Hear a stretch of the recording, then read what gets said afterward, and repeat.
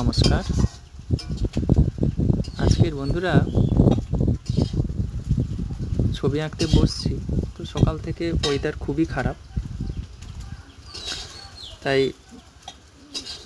মুখ টুক ধুয়ে তাই একটু আঁকতে বসেছি।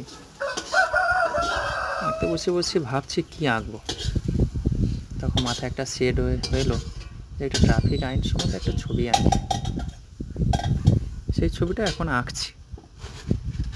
তো বাড়ির যদি কেউ ছোটটা ছবি আঁকা শিখে থাকে, ওদেরকে এই ছবিটা দেখালে বা ভিডিওটা দেখালে ওরা খুব বুঝতে পারবে যে ট্রাফিক আইন সম্বন্ধে ছবিটা কিভাবে আঁকা হচ্ছে।